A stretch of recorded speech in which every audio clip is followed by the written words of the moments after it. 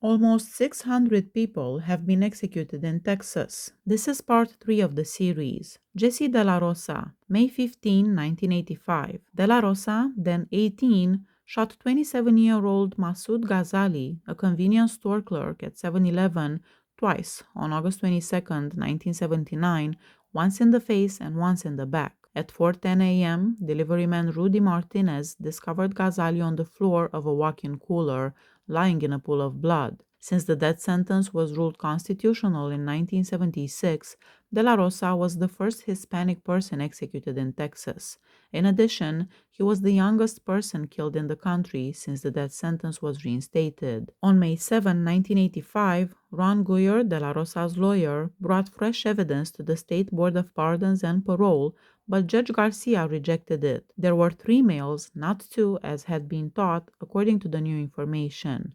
Alcorta Garcia, Delarosa's accomplice who was serving a life sentence, could testify that Delarosa was not the one who pulled the trigger. Delarosa said he would sooner die than expose the real murderer, although he denied ever killing Ghazali. Delarosa only had 1 prior trespassing conviction, according to his public records. Delarosa's execution was witnessed by Judge Roy Barrera, who was the one who set the date for it. Delarosa's last words, spoken in Spanish, were, "Christ, forgive my brothers and sisters for the sins I've committed. God, forgive me. God, I give my life for my brothers and sisters." For his final meal, Delarosa chose T-bone steak, Spanish rice, flour tortilla, refried beans, jalapeno peppers, chocolate cake, and tea. Charles Milton, June 25, 1985. Black Fort Worth, Texas residents Leonard and Menery Denton owned and ran the neighborhood alcohol establishment, L&M Liquor. A black man entered the store at around 2:30 p.m.,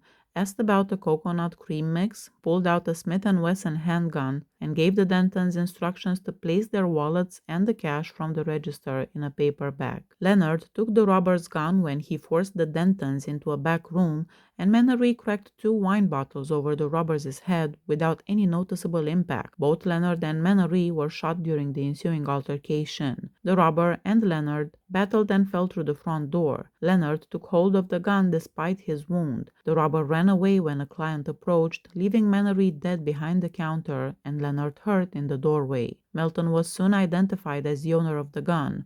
At a police lineup, Leonard recognized him as well. Milton, a 10th grade dropout who married at the age 14 and graduated from a cough syrup addiction to heroin, claimed the shooting was an accident. His 4 children and ex-wife visited him the day before his execution. His last words were, "There's no God but Allah, and unto die I belong and unto die I return. I want to continue to tell my brothers and sisters to be strong." His last meal consisted of T-bone steak, French fries, tossed salad with French dressing, ketchup, hot rolls, and chocolate cake. Henry Martinez Porter, July 9, 1985. On the morning of November 29, 1975, San Antonio resident Henry Martinez Porter, 43, shot 28-year-old officer Henry Paul Malux after the latter requested that Martinez stop his vehicle. During the scuffle, Martinez was shot in the side. He subsequently shot the officer, saying he did so in self-defense.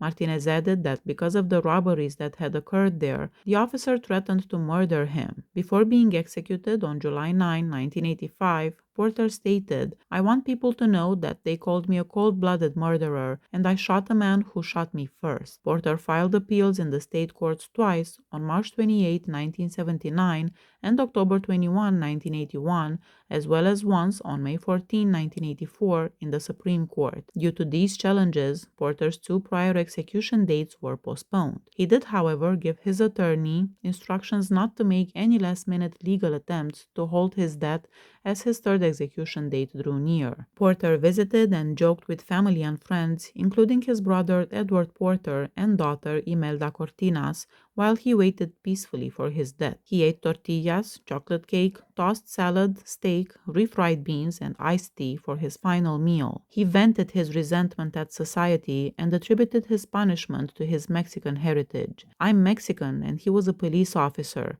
They call it equal justice, but it is your equal justice. A Mexican life is worth nothing," Porter said.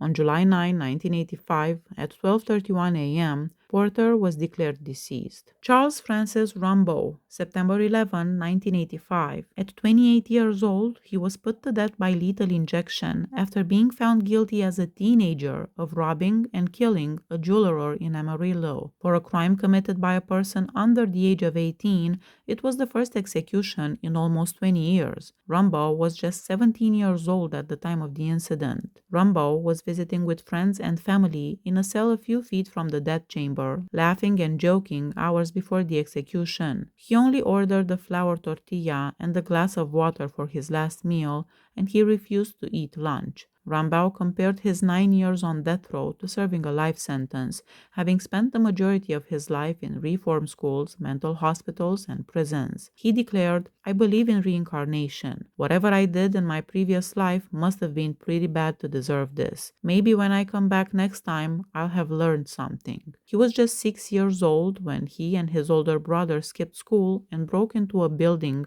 in their hometown of San Angelo. He carried out his first armed robbery at the age of 12, robbing a gas station with a tire wrench and fleeing on a stolen bicycle. His last words were, "About all I can say is goodbye. And for all the rest of you, although you don't forgive me for my transgressions, I forgive yours against me. I am ready to begin my journey, and that's all I have to say." Charles William Bass, March 12, 1986. Bass was found guilty of shooting Charles Henry Baker, the Houston City Marshal, in 1979. Bass was strolling down the street when he was stopped by Baker, who was looking into a $300 holdup. After a battle broke out, Bass was hurt and Baker was killed. After family members informed authorities of Bass's whereabouts, he was subsequently taken into custody in Kentucky. Bass's lawyers contended that he was not given a fair trial because of a conflict of interest between him and his former attorney.